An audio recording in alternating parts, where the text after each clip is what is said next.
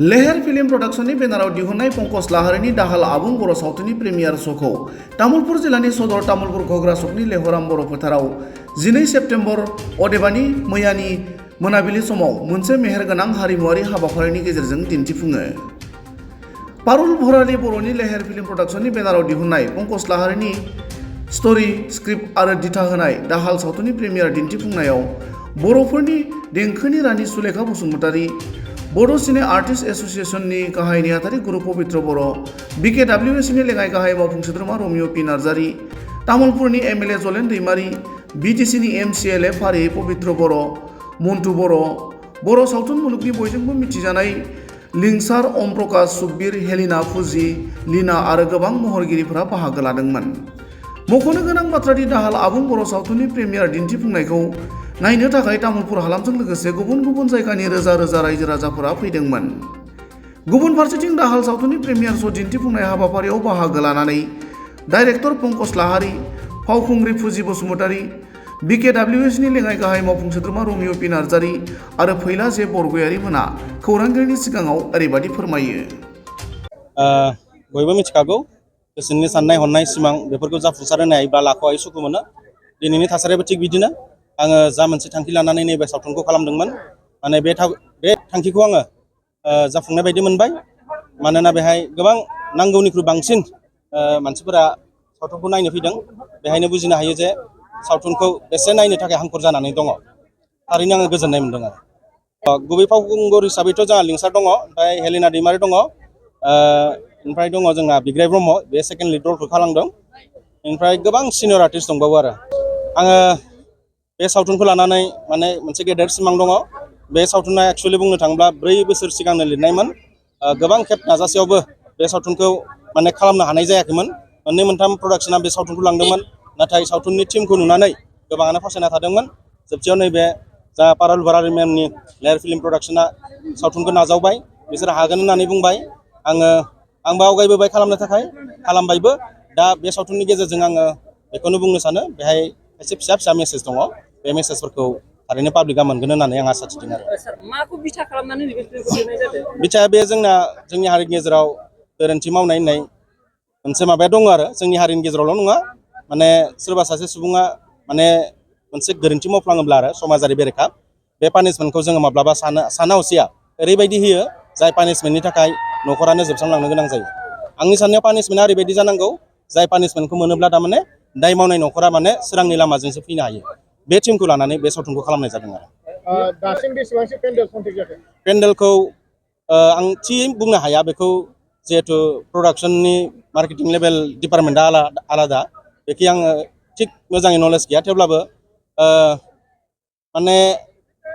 गाबोननिफ्रायनो आरो ओरैबायदि बुरजा श' दङ, आंनि आन्दाज माने 100 क्र'र जाबाय आरो श'फ्रा। बेसेबांसो खालामदों एमाउन्टखौ? एमाउन्टखौ 30,000 खालामदों। जाफुंसारबाय होननानै सानना लाजायो आरोना? बेखौ साननैसो उनावसो बुंनो हासिगोन आरो माबायदि जायो। थांनाय बोसोराव जेरैबायदि जांख्रिथायनि थैसामा रायजो राजानि गेजेराव बारहुंखा बारहोदों, बे बोसोरावबो दाहाल सावथुना बारहुंखा बारहोनो हागोन होननानै नोंथाङा फोथायनाय दं? आं आसा खालामदों बे बोसोराव गोबाङैनो गोगोम माने सावथुन ओंखारगोन, माने कमेडिसिन जागोन आरो। ओंखायनो माने ओरैबायदि जागोन, माने मोनफा टीमखौ लानानै ओरैबायदि गिदिर टीमखौ लानानै बे बोसोराव माने सावथुन ओंखारदों। जेरैहाय गाबगैयि जायख्लं दङ, बिथिंजाय रबि नार्जारिनि थैसामथु दङ, बिथिंजाय बर'नि थै दङ, दाहाल दङ। माने मोनफ्रोम सिनेमायानो माने गोगोम आरो बेहाय माने सोरनि बारा बांसिन बारगोन बेखौ समासो बुंसिगोन आरो। आगुनि समाव जेरैबायदि सावथुन दिहुनबोनानै नोंथाङा बान्था उग्रिबोनो हादों, बे बोसोरावबो नोंथाङा दाहाल सावथुनखौ लानानै माबा मोनसे मोननो हागोनखौ नोंथाङा फोथायनाय दं नामा? आं बान्था होननाय बेसादखौ आं बारा ओरैहाय साना। आं रायजोनि अननाय मोनबानो आं बेखौनो बान्था होननानै सानो आरो। जोबोर गोजोननाय मोनदों दिनै आङो बेयाव दान्दिसे सम नुजाफैनो थाखाय हयथ' नोंथांमोना बयबो बे सावथुनखौ नायदों। नुजाफैनो बे मोननानै सावथुनखौ जोबोर नायोब्ला गोजोननाय जों ओरैबायदि फिल मोनदों। खालामो बुंनो थाङोबा लेहेर बेखौ जोङो फिल्म प्रडाक्शना मोनसे बिदिनो नेसनेल देरनायनिफ्राय लेभेलसिम बे देरबोगासिनो। सावथुनखौ जोङो दिन्थिनो हायो। फार्स्ट जेब्ला आरो मिउजिक दिनै भिडिअ फैयै फैयै बानायदोंमोन बे लेहेर टाइमनिफ्रायनो आङो फिल्म दङ, प्रडाक्शन बेनिफ्राय दा बिदिनो ग्र' जानायखौ बिनि नुनानै बिगोमा जोबोर दा गोजोननाय मोनदों। मेडाम पारुल भराली बर' बिथाङाबो दिनै बे बोसोराव आङो गोबांथार रां थारमाने एक्टिस खालामनानै टाइमखौनो होनो हायासै जोंनि बाट बर' नेक्स्ट सावथुन फिल्माव मुलुगखौ मोनसे मोननै लेभेलसिम फिल्म लांनो आंना थाखाय रायज्लायगासिनो नाजादों। दङ दा थाबैनो आं बिथांमोन नोंथांमोननो शेयार साफ्रोमनोबो खालामनानै होगोन जायफ्रा थाखा फैसानि खोथाखौ सिन्था खालामाबालासिनो बर' नोंथांमोनाथ' सावथुनखौ मिथिखागौ गोजौ जानांगौ थाखोनि आंना दिहुननानै मोनसे आरो बे सावथुनखौ जोङो कम्पानि दङ बर'फोरनि दा अनगायैबो जोङो गुबुननो दख'ना बानायो नायहोनायनि दा बेबस्था बिदिनो आङो खालामदों वेभिं बानायदों जिखिनि सेक्रिफाइस बिदिनो होदों दा जाहाथे बेनि जोंनि थाखाय बर' आं बिथांमोन हिन्जावफ्रा साफ्रोमनोबो गोसो बिदिनो गोरबोनि साबायखरखौ रां बावहरगोन खामायनायनि आरो थाखाय जोंनि एसे साफ्रोमबो बर' रायजो राजा मदद नोंथांमोननिसिमबो मोनो आङो रोजा बेनि रोजा थाखाय साबायखर जोङो माने बावहरगोन वेभिं बानायनाय मानोना जादों आरो नोंथांमोना जाहाथे जोंनि जोंनि बर' बर' हिन्जावफोरनि सावथुनखौ ओरैबायदि फ्रानो अनसायो फाननानै जाहाथे जोंनि जाय अनसायनायनि माबाखौ थाखाय जों बिजनेसखौ बर'फ्रा दिनैनि फोथांलांनो दिनावहाय हायो दा बेनि थाखायनो बोसोरसेयाव आंना मोनसे ब्रेन्ड दङ 40तानिफ्राय बिबार दा बेनिनो आङो 50तासिमहालागै जोङो खामानि सावथुन मावो दिहुनग्रा जाबाय आरो लोगोसे बुंनो आंना थाङोब्ला गोदान बुटिकबो खुलिदों नर्थ हेर'लिक इस्टआवहाय बर' बेनिनो हारियानो आङो बिराद बयनिख्रुइबो बेस्थ' बांसिन जानानै सावथुन दंमोन बे दिहुनग्रा बोसोराव मोनसे जाथि हिसाबै दिनै हिस्ट्रियाव लिरनानै थेंक इउ दोनगोन एक्साइटेड जानानै दङ आरो ओरैनो जोंनि आङो बर'नि टिजारखौ हारिमुवा नायदों जेब्ला बेनि उनाव फोसावजागोन बेनि अफिसियेल अब्लानो ट्रेलारखौ नायदों जोंनि दा बेखौ हारियाबो नायनानै बुहुमाव बे आं सिनायथि सानदों बे जागोन सावथुना दा जोबोद बेखायनो मोनसे जायफोर बर' हारिनि थाखाय बर' जोंनि सुबुंफ्रा बे न'खर बर' जोंनि समाज आरो सावथुनखौ जोंनि हारिनि थाखाय अनसायनानै हयथ' मोनसे मोजां जोंनि मोनसे बर' मेसेज बियो हारिमुखौ होनो नैबे हागोन लेभेलसिम आरो सौफैबाय आं सानदों साफ्रोमबो बे बर' सावथुनखौ हारिनिसिम बयबो बोजबनो आंनि लागोन गोसो गोरबोनि आरो बियो खुलुमनायखौ आसामनि बावहरबाय सोरगिदिं आरो जेराव लेहार जेराव बर' प्रडाक्सन सुबुं दङ आरो बर'जों फिल्म मोननाय गुबुन प्रडाक्सन हारियाबो हयथ' बायदेव बेखौ भारत बरारि नायनानै बर' जोबोद गोजोनगोन एन्टारटेनमेन्ट बिथांनोबो मोनगोन आं बेखौ आसा बिसानि खालामो जानानै दा इयुन आथिखालाव जोङो जोलैफोरखौ नायदों थुलुंगा दा होनाय आसाम बा जोंनि नर्थ इस्टआव मावगिरिफोरखौ बर'फ्रा थुलुंगा होनाय बोसोरसेयाव आरो बे 30निफ्राय थांखियैनो 40 बेबायदि सावथुन फैगौ दिहुननाय जायो दा बे नभेम्बरनि गेजेराव सावथुनफोरखौ जोंनि जा नर्थ इस्ट दिन्थिनो फिल्म थाखाय एवार्ड बियो जोंनो जागोन नांगौ रोखोमनि जोंनो गुवाहाटी हल गैया सुब्रमण्यम दा बे कलाक्षेत्र हलनि थाखाय आङो मिथिगौ जे बे बिटिआरनि हाबाफारियाव मानगोनां चिफ बलिउडनि प्रमद मुंदांखा बर' बिथाङा फावखुंगुर माखासे बिथाङा जेखि इनिसियेटिभ सभाबा लादों बाहागो लागोन दा जोंबो बेखायनो दा जाय बेखायनो जाय सम सुबुंफ्रा मोनोब्ला जाय नोंथांमोनखौ नायनो बिथांमोना थाखाय इनभेस्ट खालामनो खावलायगोन हायो बिथांमोना आरो बे जोंनि बर' हाबाफारिखौ सावथुनफोरखौ मावफुंनायनि दिन्थिफुंनो थाखाय जोंनो बिटिसि आजिखालि मोनसे गभर्नमेन्ट एबा डिजिटाइज जि जोंनि माखासे हल बिटिसिनि बे मानगोनां हलफोरखौ सिएम जोंनो बिथां प्रमद लुनानै बर' होनांगौ बिथाङा आरो जाय बिथांमोना गासिखौबो दिनै बानस'दों जोंनि आसा माखासे खालामदों बिजनेसमेन दङ बे जायफ्रानोखि एसे इसरबा रां बे खरसा जोंनि खालामनो हायो बे दथि बर' बिथांमोना फिल्म जोंनि बर' एवार्डआव बाहागो हारिमुखौ लागोन एसे लाफैनायनि गोजौआव उनावहाय लांनो थाखाय जोंनि बर' एबा सावथुन सावथुन मुलुगाव मुलुगखौ एसे गोजौआव मोनसे लांनो गोदान थाखाय जुग जोंनि फैगोन हलनि प्रयजन दङ गोजोन्थों थेंक इउ दा जोङो बेजों नायदों लोगोसे जे आङो थांनाय समाव जोंनि बर'नि जे दिनैनि सावथुनफोर दाहाल गुवाहाटीनि सावथुनखौ पिभिआर सिनेपलिस जों बेखेवना बेफोराव होनो नायनो खावलायबाय मोनदों नाथाय जोंनि आसामनि गुबुन गुबुन जायगायाव दिनैसिमबो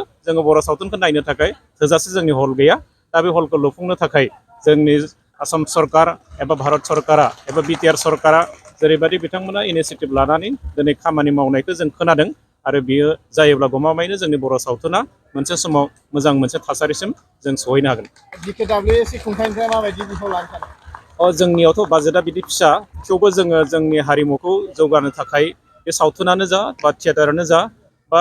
जोंनि हारिमुजों लोब्बा थानाय जेसेबां एक्टिभिटिसआ बे एक्टिभिटिसखौ जोंहाबो मोनसे हारिमु बिफान दं हिसाबै जों हारिमुखौ जौगानांगौनि थाखाय जोंनि बर' कसारि वेलफेयार फेमास काउन्सिलनि जोङो बेन्दोङाव जोङो अराय सम बर'नि हारिमुखौ गोजौआव लांनो थाखाय जोंबो माखासे फिसा फिसा हाबाफारि लाबाय थादों आं आसा थिदों जोंनि ओनसोलावबो दिनै बिटिआरनि रेस्ट अफ बिटिआर माखासे जिल्ला दङ बै जिल्लाफ्रावबो गोबां माने बर' सावथुन दिहुनजायो आरो बै सावथुनफोरखौ दिन्थिनो थाखाय जोंबो जोंनि काउन्सिलनि एरियायाव माखासे थासारिखौ जोङो दिहुनना होनो थाखाय जोङो हारिमु बिफाननिफ्राय जोङो नाजागोन थारैनो जोबोद गोग्गाथाव आरो गोजोनथाव बाथ्रा दिनै तामुलपुरनि लेहराम बर' बे फिल्डआवहाय दाहाल सावथुन जायखौ लेहेर फिल्म प्रडाक्सननिफ्राय प्रडिउस खालामनाय जादोंमोन बेखौ दिन्थिनो थाखाय लाहार फाहार खालामनाय जादोंमोन ओनसोलनि रोजा रोजा सुबुंफ्रा बे दाहाल सावथुनखौ नायनो होननानै फैदों जोङो मिजिं थिखानाय दङ बे दाहाल सावथुना जिहेतु गोजौ बाजेटनि खालामनानै बर' सावथुनखौ मोनसे लेभेलसिम लांनो थाखाय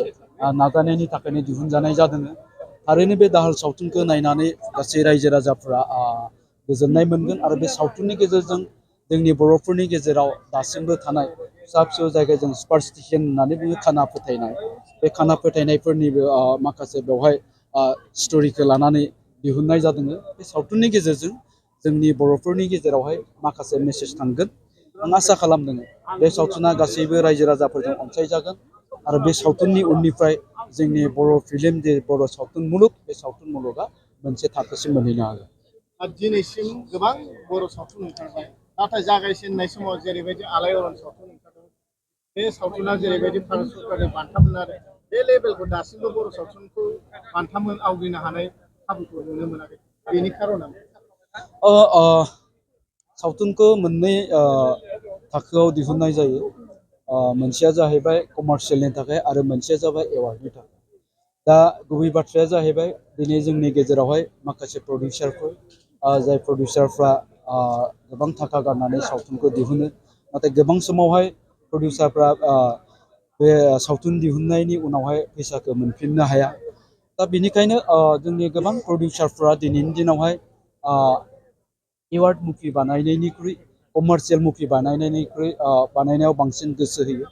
दा ओंखायनो जोंनि जिहेतु गोबां सावथुनफ्रानो कमार्शियेल लेभेलनि जायो दा बे लेभेलनि जानायखायनो जोंनि माखासे सावथुनफ्रा एन्टारटेनमेन्टनि थाखायल' जानायखायनो बेफोरो एवार्ड मोननो हाया आरो बिनिफ्राय जोंनि गोबां माने प्रडिउसारफ्रा बे एवार्डनि थाखाय बेयाव जे बाहागो लाहैनो नांगौ एबा कम्पिट खालामनो नांगौ बिनि सायावबो गोसो होआ अदेबानि माखासे सावथुनफ्रा बेफोराव बाहागो लाबोबाय थादों लानायखौ जों नुनो मोन्दों रजनी बसुमतारी बायद' बिथाङाबो एवार्डनि थाखाय बिथाङा सावथुन दिहुननाय जायो हयथ' बेफोर सावथुनखौ नोंथांमोना बयबो खोनादों जोलै दाखालि गराय फाख्रि होननाय बिथाङा बेखौ नेसनेल इन्टारनेसनेल लेभेलाव दिन्थिहैदों दिन्थिनानै माखासे एवार्डबो मोनदों होननानै जोङो मिथिनो मोननाय जादों थ' आं बेखौनो बुंगोन जोंनि माखासे जायफोर सावथुन दिहुनगिरि बिथांमोनाबो जोंनि माखासे बर'फोरनि जितु बर'फोरनि आखु आसार खान्थि धोरोम खान्थि बेफोरखौ लानानै सावथुन दिहुनो आरो सावथुन दिहुननानै बेफोरखौ नेसनेल इन्टारनेसनेल लेभेलसिम लांनानै जाहाथे जोंनि बर' जाथिनि आसार खान्थि हारिमु मावनाय दांनाय बेफोरखौ फोसावनायजों लोगोसे बेफोर मुभिनि गेजेरजों जाहाथे एवार्ड लाबोनायनि बेबस्थाखौ खालामो जोंनि प्रडिउसार बिथांमोना एबा डाइरेक्टर बिथांमोना जाहाथे बेखौबो नाजायो आं खावलायो